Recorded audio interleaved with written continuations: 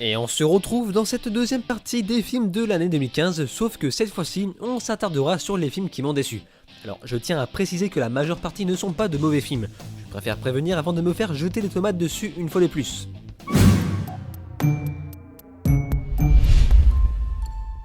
Première déception pour ma part concernant Pan, où j'y ai décortiqué quelques petits soucis. Un film fixé uniquement sur les enfants, pourquoi pas, mais je trouve que cet univers mériterait un peu plus de maturité.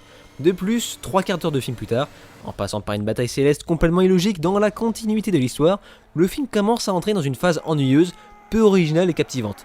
Les clichés se croisent et se recroisent, et l'immersion perd gravement dû au décor, trop mou et artificiel, sans compter le casting de piètre qualité, hormis un Peter Pan excellent, incarné par Levi Miller, et un Barbe Noire qui, il faut le dire, fait tout le film, incarné par Hugh Jackman. Le reste est selon moi beaucoup trop vieux par rapport à leur personnage initial, comme les Lily la Tigresse, alias Rooney Mara, une actrice de 30 ans qui incarne un personnage de 14 ans, ou encore Crochet, alias Gareth Edlund, un acteur de 31 ans qui incarne un personnage à peine adulte. Bref, Pan est un peu une déception, ce film manque cruellement de prise de risque et aurait pu creuser tellement plus loin dans le délire comme le faisait Spielberg avec son cultissime Hook.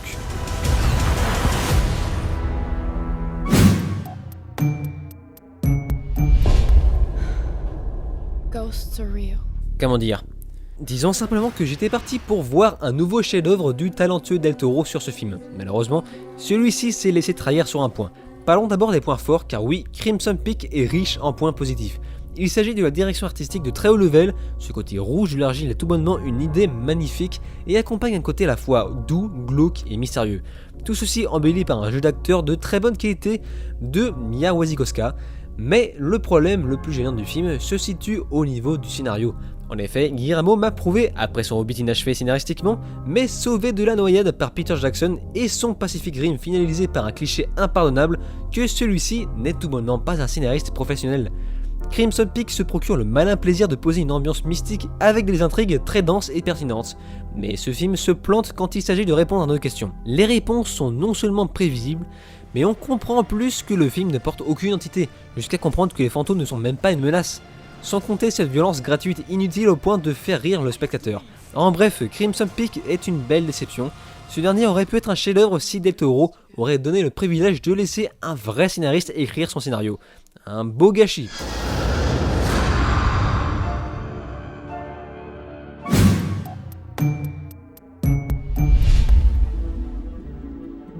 Toujours dans la continuité de films qui frôlaient la perfection, mais finalement littéralement détruits pour quelques détails seulement.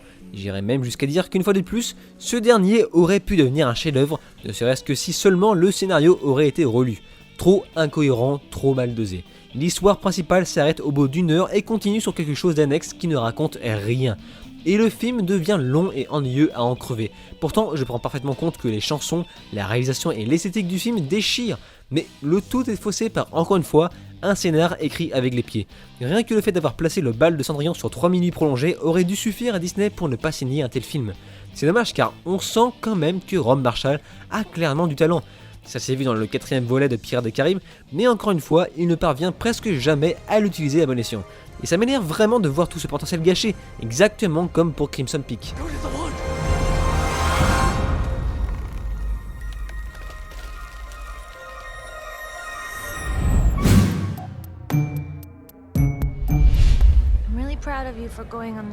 Un reboot de la saga déguisé ensuite ? C'est possible.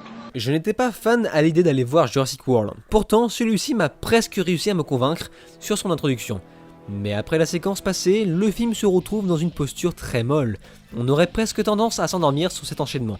Tantôt fanservice, tantôt film hollywoodien lambda, tantôt courir en talons aiguilles dans la jungle. Quoi qu'il en soit, Jurassic World parvient toutefois à atteindre le stade du blockbuster sympathique, mais la patte de Spielberg manque cruellement. J'ai quand même été surpris du rôle d'Omar Sy, ça m'a fait plaisir de ne pas le voir sortir seulement 3 mots. Et je suis parfaitement conscient du message caché derrière ce film, sur le fait que Jurassic World caricature son propre film, et c'est génial. Seulement j'ai trouvé le message mal amené. Tu ne fais pas un blockbuster lambda pété d'incohérences et de clins d'œil au premier film juste pour faire tes excuses dans un message subliminal. Enfin bon, ça reste un film à voir, pour ma part je préfère retourner voir Jurassic Park premier du nom.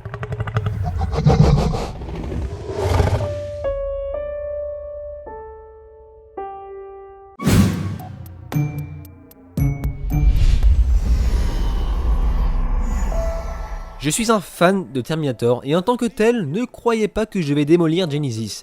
En effet, cet opus est celui que j'attendais le moins. Il faut comprendre avant tout que je ne suis pas un partisan de ceux qui détruisent T3 et Renaissance. Donc il est normal que mon avis envers le dernier opus de cette saga soit assez doux, bien que je l'ai classé volontairement dans les déceptions. Genesis est un volet très porté sur la nostalgie des fans. Il est compréhensible que le fanservice ne soit pas le bienvenu. Je vous ai parlé de ce dernier soi-disant beaucoup trop présent dans Jurassic World, ici il sera plus utilisé que jamais. De plus, le casting ne tourne qu'autour des buzz des séries qui fonctionnent, comme Emilia Clarke pour Game of Thrones, Jay Courtney pour Spartacus et Matt Smith pour Doctor Who. C'est pas bien de tenter de détruire la carrière de bons acteurs Hollywood, hein? C'est pas bien.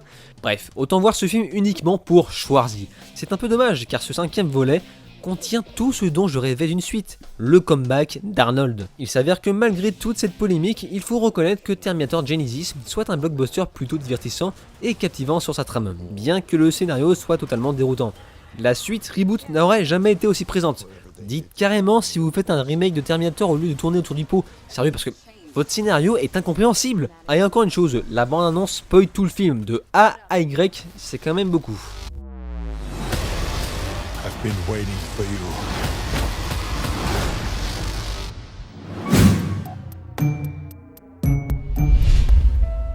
Bien, maintenant on a passé le cap des déceptions, place au mauvais film, et on enchaîne sur Taken 3.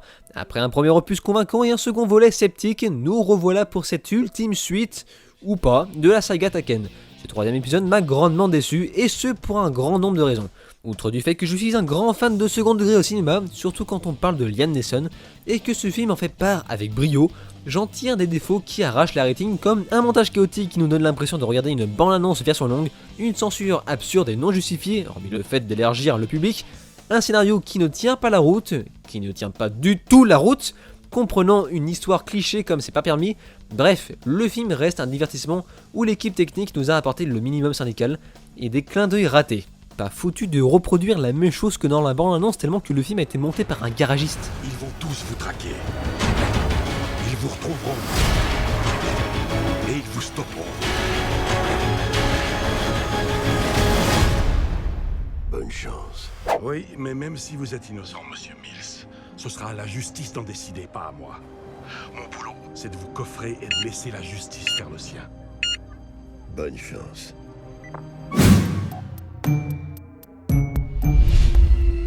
Difficile d'être indulgent dans ce film des Wachowski que j'ai tendance à beaucoup chérir. Aucune prise de risque, aucune originalité, aucun talent d'acteur. Et tous ces désagréments sont camouflés par des scènes d'action où on ne distingue rien de lisible tellement que ça bouge dans tous les sens. Le tout sera de plus ultra prévisible, enrichi par une surcharge d'effets spéciaux de grande maîtrise qui d'ailleurs sera le seul point fort du film. En bref, Jupiter, le destin de l'univers est un film cliché ajouté aux oubliettes, qui de plus nous apporte ce message de merde d'accepter notre société pourrie telle qu'elle est, et qu'il est mieux de s'imaginer un monde meilleur dans notre tête pendant qu'on est payé à nettoyer des chiottes.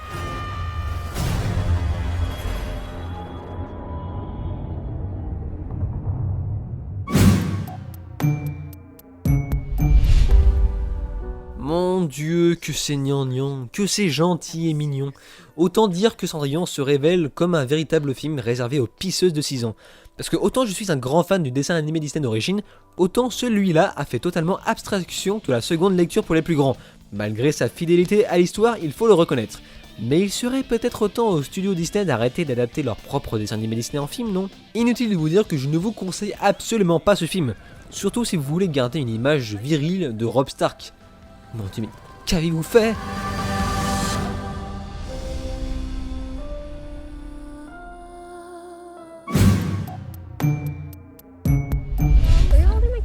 Bon, là, on entre dans une phase un peu particulière concernant ce classement. J'ai beaucoup de mal à comprendre ce film. Est-ce un film d'horreur ou une comédie? J'avoue que les phases humoristiques parviennent à détendre l'atmosphère avec brio, et le scénario s'en sort pas trop mal. Le tout endurci par un joli plot twist. Mais malgré tout ça, on arrive sur de la banalité de concept, ce qui m'a vite fait décrocher. Je parle bien évidemment du cliché de la caméra subjective. Le tout enrobé de caca, de vieilles à poil, de caca, de screamer, de vieilles à poil et de caca. You have a problem with germs, don't you? The Visit ne s'oubliera pas pour ça.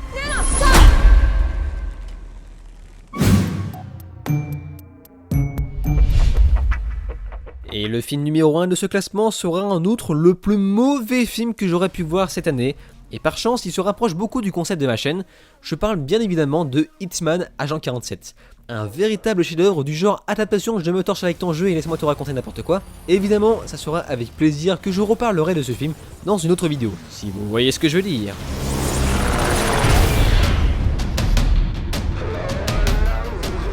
On s'arrête ici, encore une fois, ce petit classement était à prendre au second degré, puis ça ne regarde que moi, hein, c'est pas la mort, vous êtes toujours vivant j'espère. En tout cas, ça me fait plaisir de faire cette petite vidéo, on se retrouve très bientôt pour du jeu vidéo et j'espère vous offrir du très lourd.